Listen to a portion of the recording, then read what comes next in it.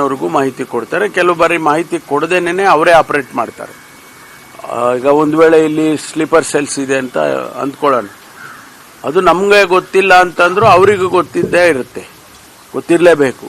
ಯಾಕಂದರೆ national issues. ನಮ್ಮವರು ಕೂಡ ಅದಕ್ಕೆ ಸಹಕರಿಸ್ತಾರೆ. ಒಂದು ವೇಳೆ ನಮಗೆ ಗೊತ್ತಾದರೆ, ಬೇಗ ನಮ್ಮವರಿಗೆ ನಮ್ಮ ಇಂಟೆಲಿಜೆನ್ಸ್ನವ್ರಿಗೆ ಗೊತ್ತಾದರೆ ಅದನ್ನು ಕೂಡ ನಾವು ಅವರಿಗೆ NIAನವರಿಗೆ ಬಿನವರಿಗೆಲ್ಲ ತಿಳಿಸ್ತೇವೆ. ಇದು ಒಂದು ರೀತಿಯಲ್ಲಿ ಇಬ್ಬರದು ಕೋಆರ್ಡಿನೇಷನ್ನಲ್ಲಿ ಕೆಲಸ ನಡೆಯುತ್ತೆ.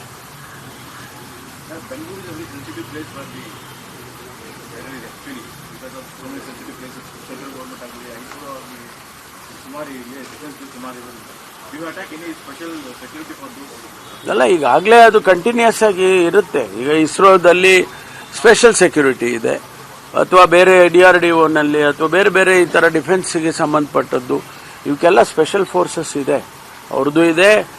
ನಮ್ಮ ಸ್ಟೇಟಿಂದನೂ ಕೂಡ ನಾವು ಪ್ರೊವೈಡ್ ಮಾಡಿರ್ತೀವಿ. ರಸ್ತೆ ಮೇಲೆ ಪಾಕಿಸ್ತಾನದ ಧ್ವಜವನ್ನು ಸಾಲಗಂಟಿಸಿದ್ರು ಅಂತ ಸರ್, ಈಗ ಪೊಲೀಸ್ ರಿಮೂವ್ ಮಾಡ್ತಾ ಇದ್ದಾರೆ.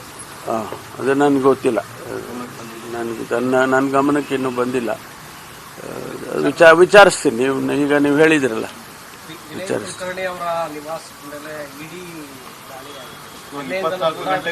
ಅದೇ ನಾನು ಕೂಡ ಮಾಧ್ಯಮದಲ್ಲೇ ನೋಡಿದ್ದೇನೆ. ಅದರ ಮಾಹಿತಿ ನನಗೆ ಇಲ್ಲ. ಅದರ ಮಾಹಿತಿ ಮಾಧ್ಯಮದಲ್ಲೇ ನಾನು ಕೂಡ ಪತ್ರಿಕೆಗಳಲ್ಲಿ ಬಂದಿದೆ, ಅದನ್ನು ಗಮನಿಸಿದ್ದೇನೆ. ಶಿವಮೊಗ್ಗ ಶಾಸಕರು ಮಾತಾಡಿದ್ದಾರೆ ಸರ್, ಈಗ ಭಯೋತ್ಪಾದಕರ ಬಗ್ಗೆ ಸಿಂಪತಿ ಇರೋ ರೀತಿ ಮಾತಾಡಿರೋ ರಾಬರ್ಟ್ ವಾದ್ರಾ ಅವ್ರನ್ನ ಗುಂಡಿಟ್ಕೊಳ್ಬೇಕು ಎಲ್ಲ. ಅವಕ್ಕೆಲ್ಲ ನಾನೇನು ಉತ್ತರ ಕೊಡಕ್ಕೆ ಬರುತ್ತೆ. Thank you.